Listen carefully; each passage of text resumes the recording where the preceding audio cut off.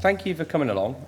It's quite an honour, really, to have almost every seat filled in here. I know lots of people expressed interest in coming along, and it's a very busy exhibition hall in there, which is fantastic.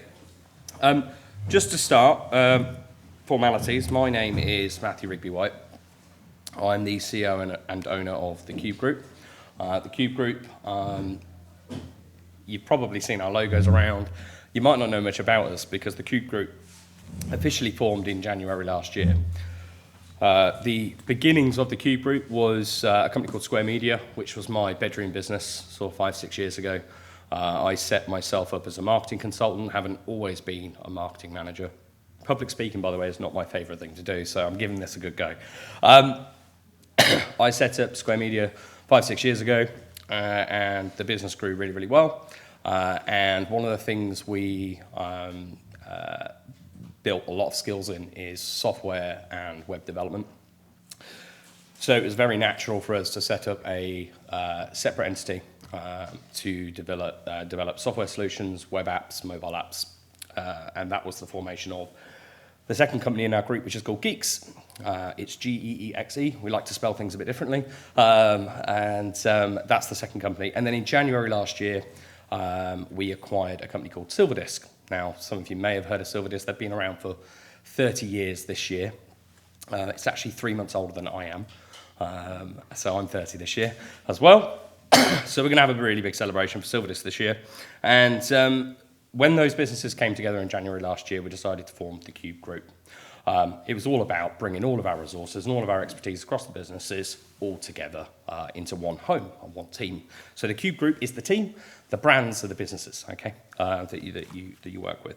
So we are, as the Qoob Group, we are the headline sponsors of your Business Expo, and we're very proud to be. So I'll get into the actual seminar now, which is...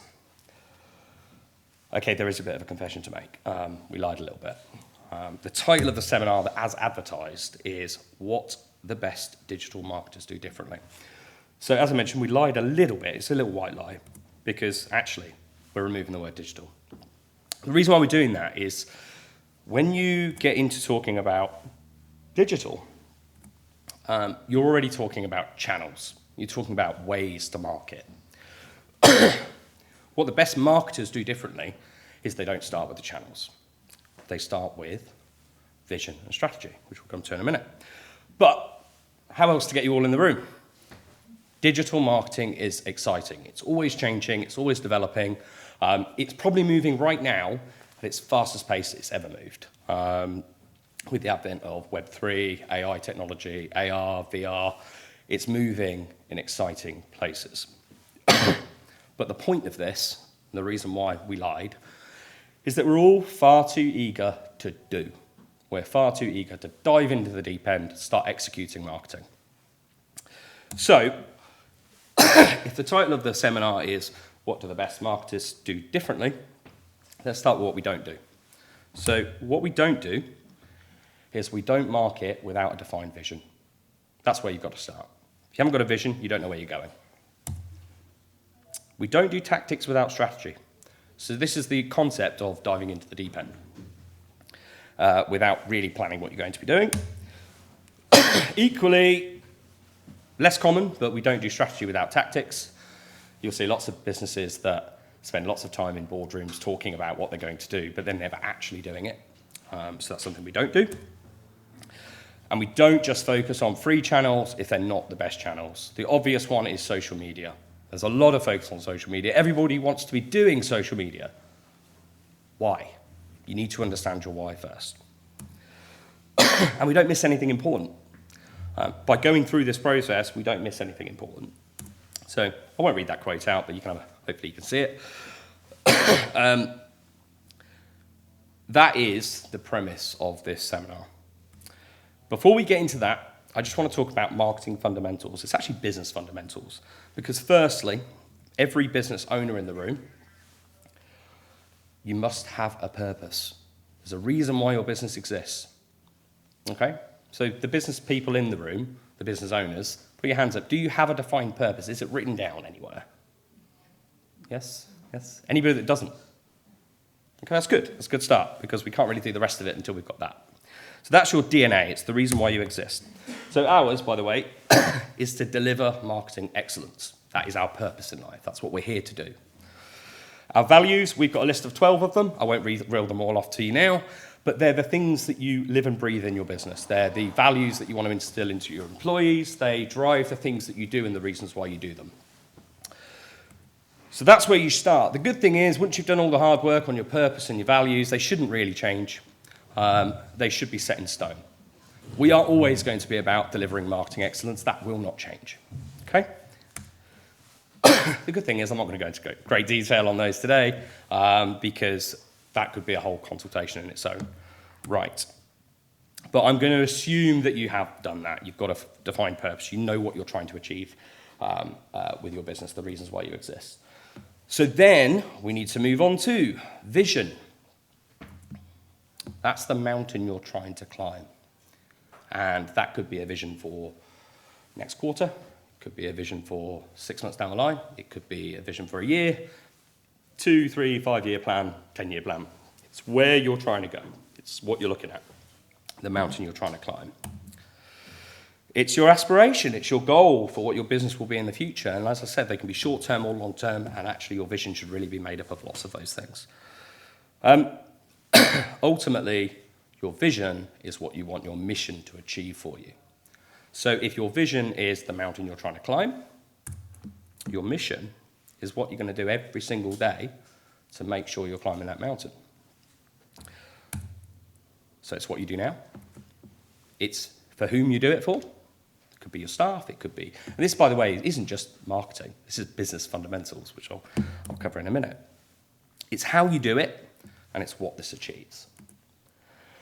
And lastly, once you've done all of that, you can then start thinking about strategy. So strategy is the plan, the underwriting plan to achieve your vision and mission. So you know where you want to go, you've got an idea about how you get there. Strategy is the physical plan, it's the way you get there. And this is where you start considering, is digital marketing right for me, my business? The answer is probably yes, but there's lots of other parts of marketing. You're doing it right now. You're here at an expo. That's not digital. There's digital aspects to it. It's multi-channel. But not everything is digital marketing. So when should you do it? Your vision, mission, and strategy, I said earlier, your purpose and your values don't change. But your vision, your mission, and your strategy do. And why do they change? They change if what you're doing is not working, for starters. That's the obvious one. Oh, this hasn't worked. How do we do things differently?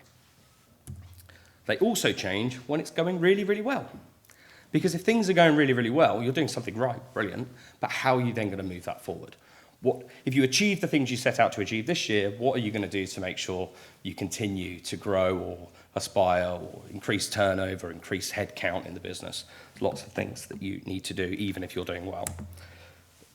And another fairly obvious one is social, economic, and external factors. I've just put a few on there. COVID is the one that every business had to think about. Do they need to adapt? Lots of businesses did it really successfully.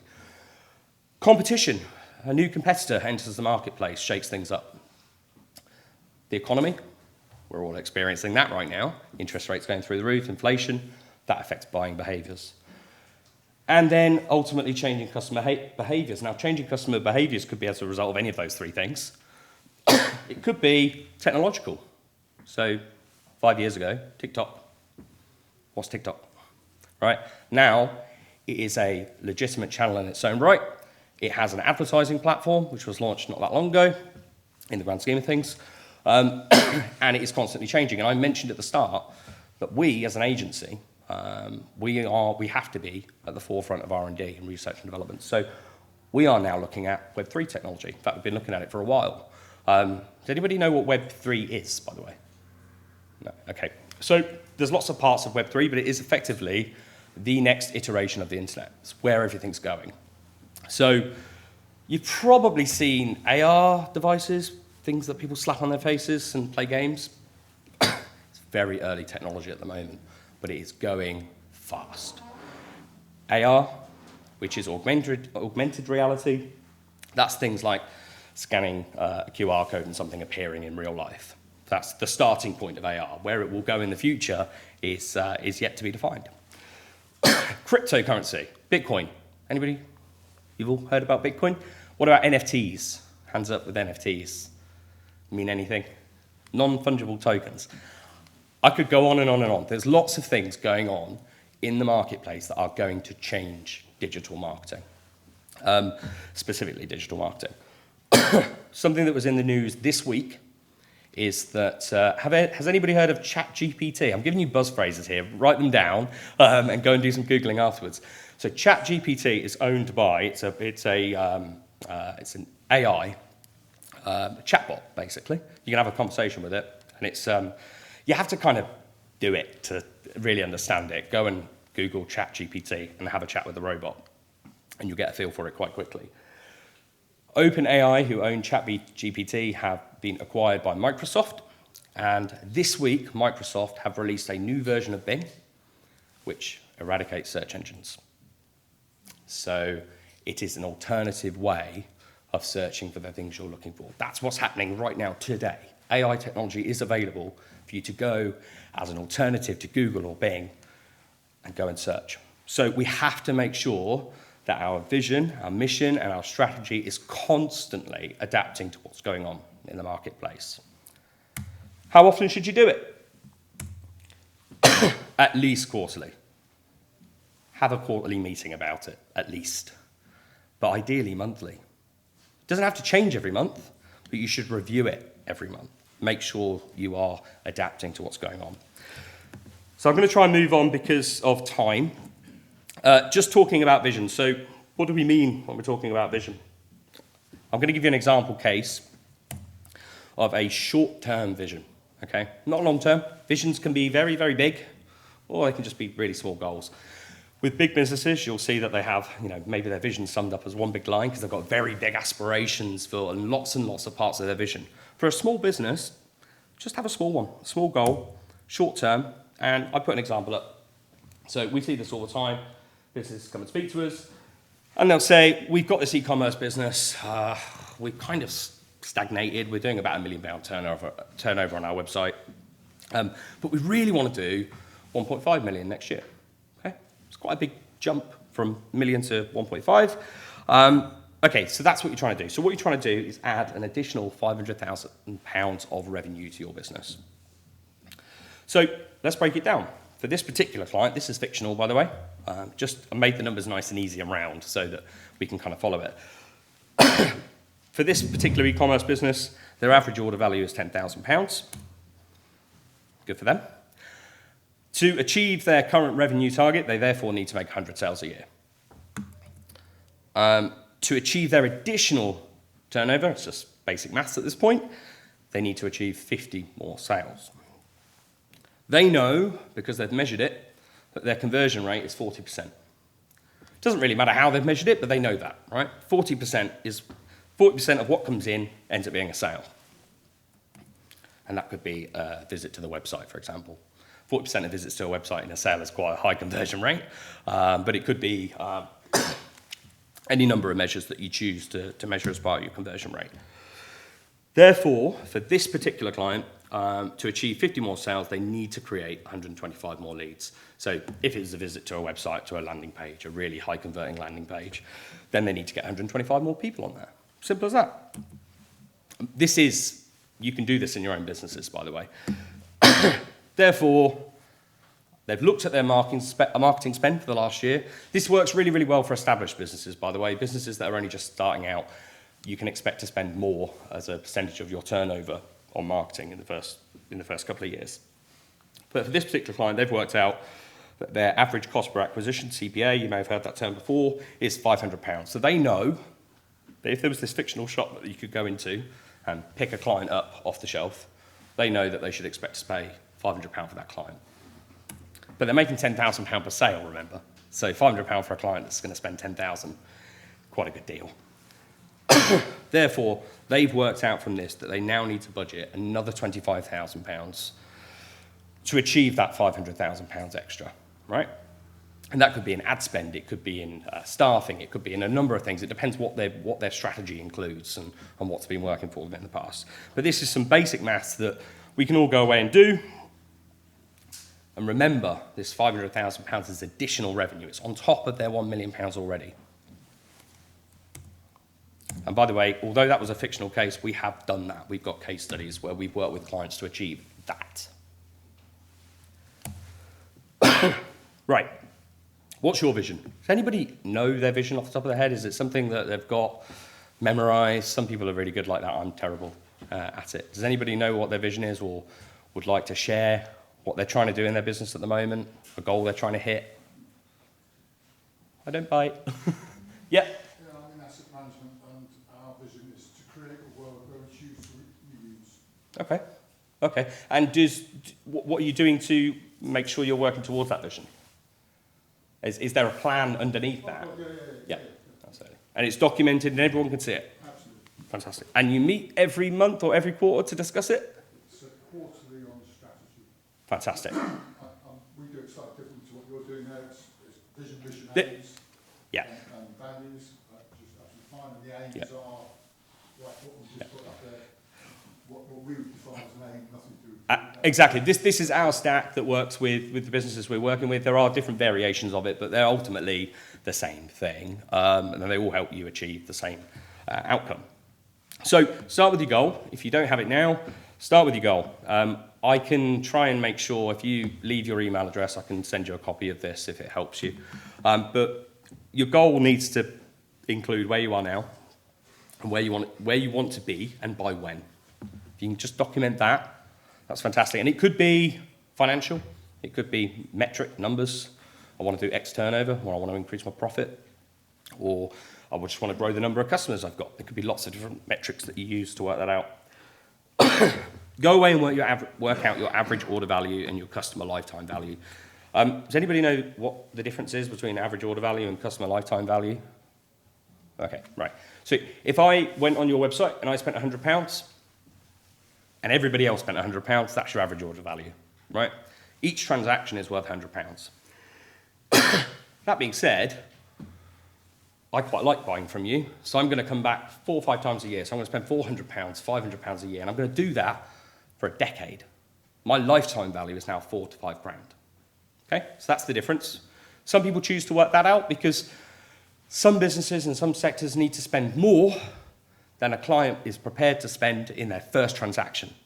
So if my average order value is £100, but I've worked out as a business that to get my business, my custom, I need to spend £500 to get you, well, I have to, as a customer, spend 5 times to see a return on investment. And in some businesses, that is the case. If you've got a business that relies on repeat revenue and you've got a good loyalty model where you can bring customers back again and again and again, the trap people fall into is saying, well, they only spent £10 and it cost them £5 to get them on our website. Yeah, okay, but you've now got a customer. You've got a customer that you can continue to engage with. That's why we talk about lifetime value. Track your conversion rate. Just a couple of examples. There's different ways you work this out. But for B2C e-commerce, it might be the relationship between new visitors and orders. It might be a percentage. It might be a ratio. For every 10 visitors, you get an order. Just find something that works for you. Lead gen is the same sort of thing. Just check my time. For lead gen, it might be a form submission through to inquiries, through to orders. So you can measure those things. This isn't just applicable to marketing. It is fundamental business. And it's okay to do it your way. I'm just going to throw one up on the screen. I don't think you need to see the logo to know who that is. This is McDonald's Accelerating the Arches strategic plan. I think it's version 2 of their strategic plan. And what you've got here is their purpose, their mission, their values, the things I mentioned at the start. And then they've got this thing called their growth pillars. But just to make that simple, that's their strategy. So these are the things they're going to do, and it's MCD, to accelerate their business and work towards their vision. We've all got different visions. So there's ours. So it's to deliver outstanding growth for clients through marketing excellence. There's some other ones on there for you. And we're all on different missions. So our current mission, what we're trying to strive to do at the moment within the Qoob Group is to be outstandingly effective in defining and solving marketing challenges. The reason why I'm here right now, talking to you all, I want to help you define your challenges and solve them. So you've got your vision. It's now finally time to work on your strategy. So when you're going to work on your strategy, we talked about vision, which is your mountain you're trying to climb. Strategy is how you're going to climb that mountain. So what we're going to do within our strategy is we're going to execute our marketing. So there's planning that happens first. We're going to execute the marketing, and we're going to run it 24/7 according to that strategy. We're then going to measure the results of that marketing. So measurements should be two things. You've got action lead measures, which is predictive, and then lag measures. Does anybody know the difference between the two? Okay, cool. Right.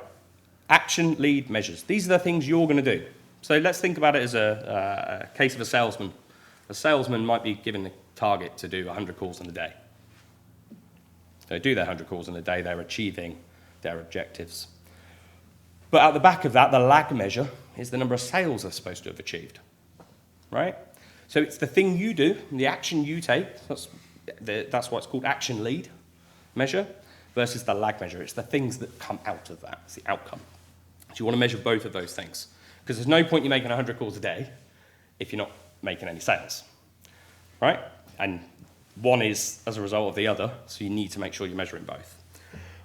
And then you need to refine. So this is why I said it's important that you're doing this monthly or quarterly, because some of these things have to be tweaked on a monthly basis, particularly the execution, how you're doing things. The beauty is that the refinement should feed back into the vision and back into the strategy.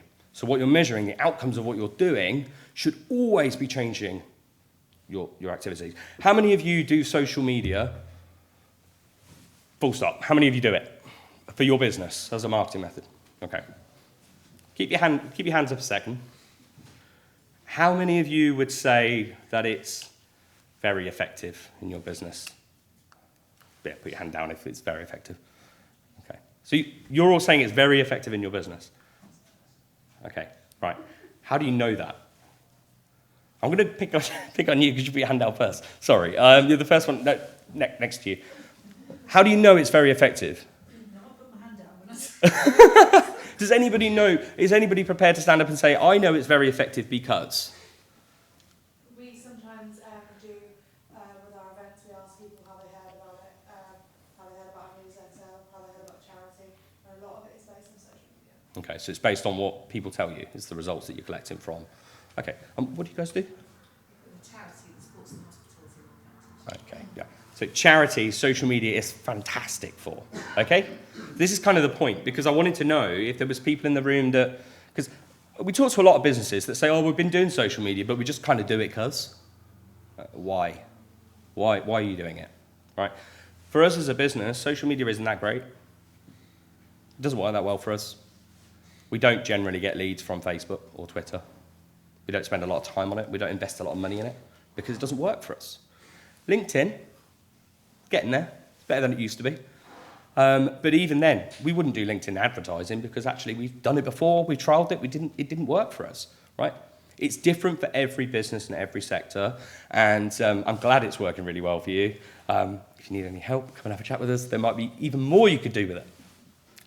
But the point is that you're measuring it, right? You've got a mechanism for doing that, and you know whether it's working or it's not working. So if you're doing marketing in your business right now, go back, look at what you're doing, look at all the time that's being spent, not necessarily money, because people business owners have a habit of going, well, that's free, we'll do that because we can just put somebody on it. We can get somebody can go and manage our social media for us in the business. We don't have to spend money on marketing, we can just do it that way.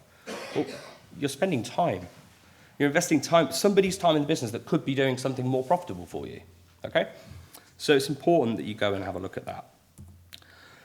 Fundamentally, what I'm getting at is so many businesses start with execution, right? Businesses, TikTok is obviously the most relevant example. So many businesses see what other people are doing on TikTok and go, I'm going to have a bit of that. Why? Why are you doing it? Go into it knowing why you're doing it. Are your audience on there? What's the message you're going to get across to them? And what do you want the outcome to be? right? And if you can't answer those questions honestly, don't do it. Don't waste your energy and your resources and your time and your money on something that you don't know whether it will work or not. And if you're going to do it as a trial, test and measure, and then make an informed decision about what you're going to do with that channel moving forward. And unfortunately, we see it all the time, not enough businesses measure or refine. So they do it and do it and do it and do it and do it. Eventually, someone will come along and say, well, that's not working, let's stop doing that. And that's it, right? So that's fundamentally the process that we go through with a client before we start doing anything.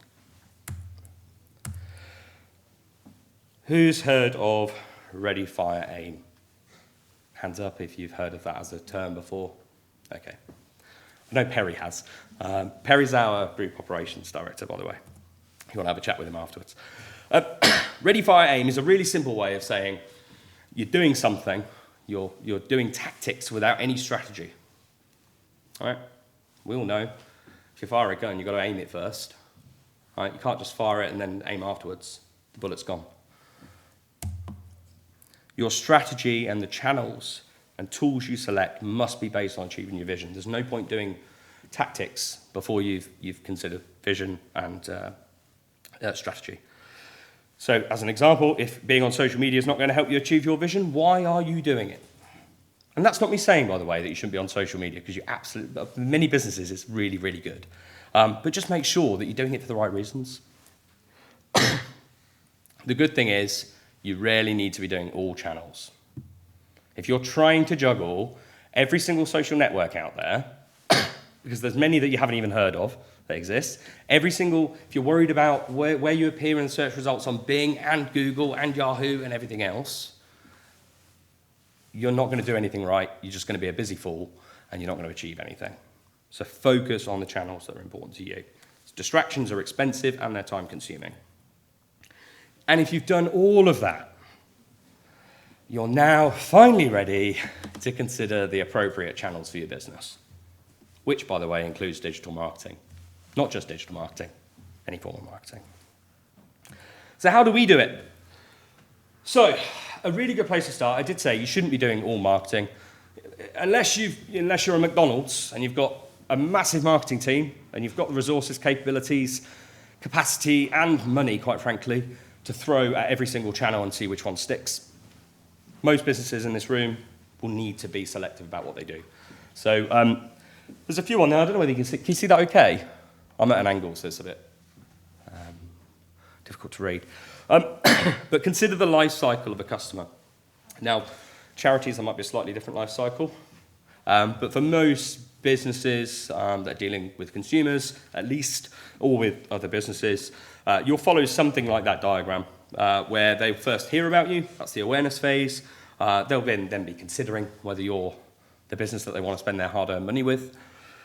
They'll then finally make a purchase, and then what you've got to do in most cases is you've got to try and retain that custom advocacy. Now, in different businesses, there'll be different weighting, really, on each section of that, depending on the type of business that you are. Some businesses only need to make that one sell, and they never talk to you again. Well, I'm having my roof done at the moment. I don't plan on getting that roof done for another 30 years, and I'm not going to be there, right? So there's some businesses that only need that one sale. So awareness is really, really important to them. Consideration is really, really important, and purchase is definitely important. But they're not too bothered about retention, and they definitely don't care about loyalty unless they've got things that they can upsell to them, like gutter clearing, right? So that's what you need to do. You need to consider the different stages of that life cycle and the channels that kind of fit within those. Some of those channels will fit in different places. Email marketing is a really fantastic one because you can actually kind of use email marketing across the board. It's kind of stuck in consideration in that diagram, but it could be used across the board. But make sure your strategy includes aspects that cover each of those areas. So it might just be one, or it might be a couple, but that's fine. Just make sure that they sit in the right place in your marketing strategy. And then ultimately, use insights and research. Go and do your research first. See what other people are doing. See what your competitors are doing as a starting point. You can probably all name a competitor of your business. They might not be local. They could be worldwide or global or somewhere else. But go and have a look and see what they're doing. If they're not on TikTok, ask yourself why. Lots of people say, I'm on TikTok because none of my competitors are on it. Think about that a little bit before celebrating, because there's probably a reason why they're not on it. There might not be. It might be a legitimate opportunity, by the way. But more often than not, it's because it's not the best channel for you. And then ultimately, if you select a channel based on your insights and research, test it and measure it. Do it at a small scale. We have lots of businesses that come to us and say, okay, we know where we want to be, but can we do a trial? Yeah, why not? We can do a small project with you. We've done it with, very, very recently, with an e-commerce brand, similar concept scenario to the one I gave you. They had about £1 million turnover. They wanted to take it up to sort of 1.5, 1.6 million. But they hadn't spent any money before on Google Ads. They're an e-commerce company that's not spent any money on Google Ads. Crazy. So we said, okay, well, let's trial this. Let's do a small micro. We were very, very confident that it would work for them. But ultimately, you never know. All of us marketers are experimenters. There's marketers in the room. We're all experimenting as we're going along and trying new things and learning from it. So test and measure it. Don't be afraid to do that. Just don't commit to doing something in the long term and throwing loads and loads of resources at it until you're absolutely sure. But equally, don't find yourself testing and measuring everything at once, because you'll be a busy fool and you won't achieve anything. And actually, a lot of businesses get stuck in that. They start doing something, we'll see how it goes, and then 2 years later, they're still doing it and they don't know why. So what next? We're nearly done now. So you've nailed your purpose and vision, values. You've also nailed your vision and mission. You know what you want to achieve, your goals, and how you plan to achieve them. And against that mission and the vision, you've produced now a plan. We've got templates and things like that can help you guys out. If you need anything like that, we can give that to you. You're going to work on your strategy. Once you've done your strategy, there's one last thing you need to do if you're working in digital marketing.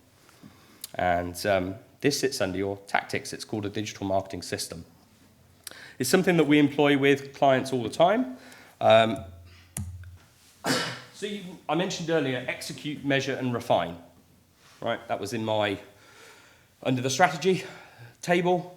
First one was execute, next measure, next refine.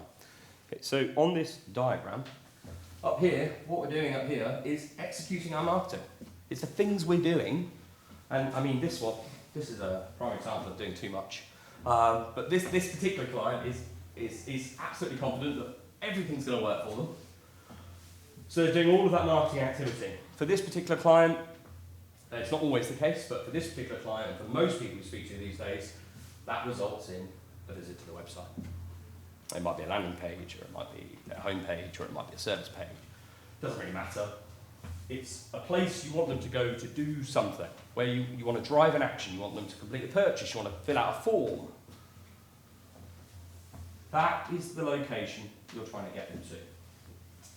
So they've done that, they've actually gone on, make a sale. Brilliant. That's great. But not everyone's going to do that. Lots of people are going to fall out. And actually, the people that don't make a sale, and the people that do make a sale, end up going into your KPIs, the measures that you're putting in place, the things you're tracking on your website to make sure that the investment up here is actually working for you. And then all of that falls out back into your vision, tactics, and strategy, and we have some lovely reports that come out back of it. And those reports could be PDFs. Lots of agencies send email over PDFs every month.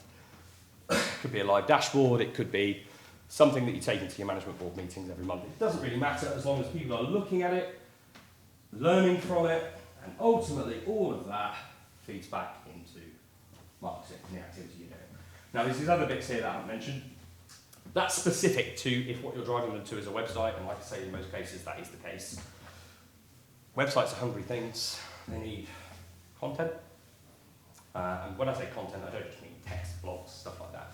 They need constantly changing. They need lots of other things as well, by the way. Content's a very broad word, but it's basically the thing that they're looking at. So it could be not necessarily the words on the page, but it could be the structure of the page, the layout of the page, the design of the page, what you're doing to try and convert them. Are you making that basket button that little bit bigger? Are you putting the call to action really clearly in front of them? And ultimately, development. Your website's got to be developed. It's got to be continually developed based on the information coming out of your digital marketing system.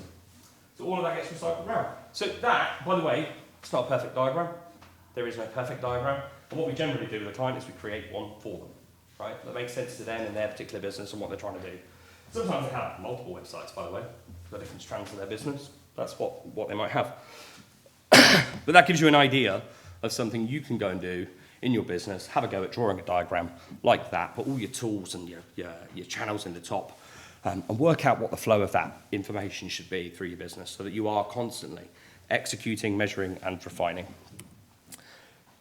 That's it from me. So if you've liked what you've heard, you can come and have a chat with me. I'm here all day for my sins. I'm doing another one of these this afternoon. We're at stand 106, so if you go straight across the courtyard, yeah, it's on the right-hand side. You'll see it when you walk through the door. There are some members of the team at the back of the room. Put your hands up. We've got Harry, Charlotte, and Perry here, and there's some people over there as well. If you want to have a chat with us, please do. We can talk about your individual circumstances. There is actually a really quiet space in the coffee room. If you want to have a sit down, we can do that there as well. Sometimes it's nice to just have a bit of quiet to have a conversation, so we can do that for you as well. I think there's some people in there from our team too, so you can go and have a chat with them in there. All right. Thank you very much, guys. You've been really, really great. Thanks for engaging.